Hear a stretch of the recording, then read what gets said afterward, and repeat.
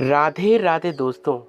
आज हम बात करेंगे राधा रानी क्यों क्रोधित हुई थी कृष्ण पर।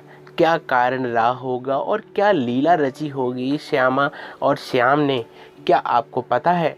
उससे पहले आप लोग से हमारी रिक्वेस्ट रहेगी, आप लोग हमारे चैनल को ज़रूर सब्सक्राइब करें और बेल आइकन को प्रेस करें ताकि राधा और कृष्ण से जुड़े हर सीक्रेट्स आपके सामने हम ला सकें। तो उसी सीक्रेट्स के अनुसार एक और हम नई गाथा के संग आपके समक्ष आज फिर से हाजिर हुए हैं। हमारी राधा रानी कृष्ण पर कृष्ण प्रकार कुपित हुई थी, उसके लिए हम द्वापर युग की एक ऐसी झलक जो राधा और कृष्ण से जुड़ी हुई है उससे मिलते हैं। एक समय की बात है कि श्री कृष्ण ने अधिष्ठासुर नामक एक दैत्य का अंत किया था।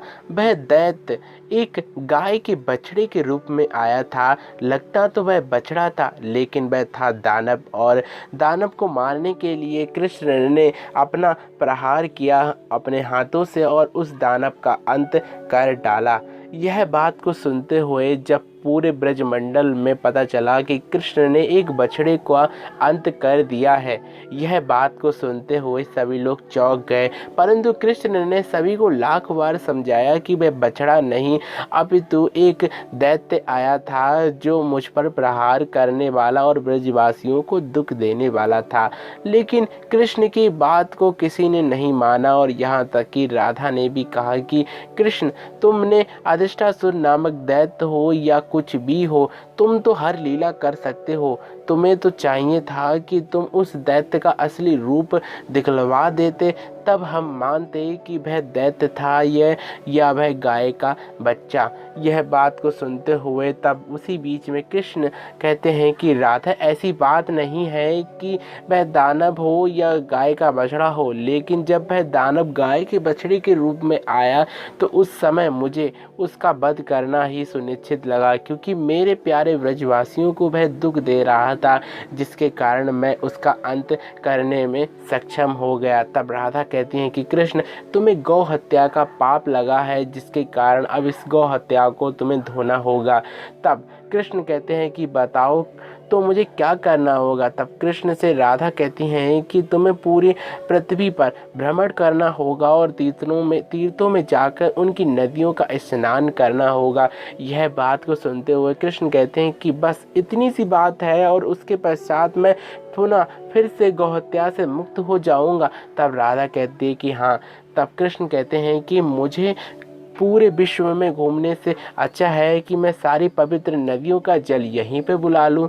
यह बात को सुनते हुए कृष्ण अपनी प्रेम भरी बांसुरी बजाते हैं और सभी की सभी पवित्र नदियों का जल बुलवा लेते हैं और एक अपने पैरों से गड्ढा करवाते हैं। एक ही अट्ठास के द्वारा एक बड़ा सा गड्ढा हो जाता है, जिस गड्ढे को देखते हुए सारी नदियों का पवित्र जल उसमें आ जाता है। उसमें आने के पश्चात जब कृष्ण उसमें स्नान कर लेते हैं तब राधा क्रोधित हो जाती हैं और कहती हैं कि कृष्ण, मैंने तुमसे जो कहा था वह तुमने नहीं किया।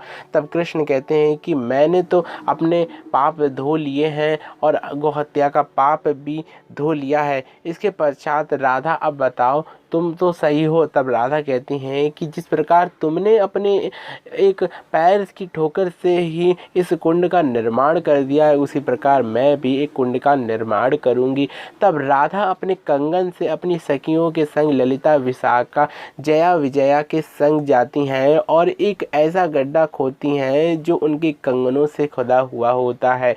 तब वह मानसी गंगा से जल लेकर आती हैं, लेकिन वह जल पर्याप्त नहीं होता। तब कृष्ण अपनी नदी, जो नदी रूप में प्रवाहित हुई जिस गड्ढे में पवित्र जल था, वह सारी की सारी नदियों को प्रकट करते हैं और कहते हैं कि वह राधा, जो एक गड्ढा है जो राधा का कुंड बनने वाला है, उसके लिए उसमें आप जाकर विश्राम कीजिए। यह बात को सुनते हुए पवित्र नदियाँ वहाँ पर चली जाती हैं और जिस प्रकार जाती हैं और जाते ही राधा बहुत ही ज़्यादा प्रसन्न हो जाती है और कृष्ण से कहते हैं कि कृष्ण, तुम सच में बहुत ही पवित्र हो और सदैव पवित्र रहने वाली हो, ताकि कृष्ण ने कहा कि तुम तो मेरी बात को मान नहीं रही थी। तब राधा कहती हैं कि कृष्ण, आज से तुम्हारा यह कुंड श्याम कुंड के नाम से कहलाएगा और यह मेरा कुंड राधा कुंड के नाम से कहलाएगा।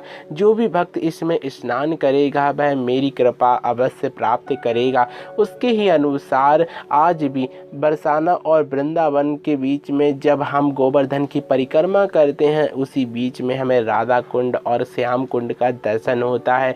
जो भी श्रद्धालु भक्त राधा कुंड में स्नान करता है तो समझ लो उसे प्रेम की कृपा हो गई, स्वयं राधा रानी की कृपा हो गई। और आज भी राधा कृष्ण उस श्याम कुंड और राधा कुंड में निवास करते हैं। और जब भी राधा को आवश्यकता होती है स्नान की, तब राधा श्याम कुंड में स्नान करती हैं, और जब कृष्ण को आवश्यकता होती थी कि मुझे स्नान करना है, तब वह राधा कुंड में स्नान करते थे। आपस में एक दोनों का यह प्रेम बताता है कि राधा और श्याम कुंड कितना पवित्र कुंड है। जो भी भक्त जाता है वह स्नान अवश्य करता है। कुछ लोग स्नान तो करते हैं लेकिन राधा रानी से प्रेम की बातें नहीं करते हैं। राधा रानी से जिसने भी प्रेम से एक बार अपने दोनों हाथ उठा दिए और कह दिया कि राधा रानी बस अब सब कुछ छोड़कर मैं आपका ही हूँ, तब राधा रानी उसे अपनी शरण में ले लेती हैं और उसे पूर्ण तरीके से अपना ले लेती हैं। वैसे आप लोगों को यह गाथा कैसी लगी कृष्ण और राधा की लीला से छुपी हुई राधा और कृष्ण कुंड के बारे में, तो प्लीज़ कमेंट्स करके बताएं। अच्छी लगी तो लाइक करना, ज़्यादा अच्छी लगी तो हमारे चैनल को प्लीज़ सब्सक्राइब करना ना भूलें।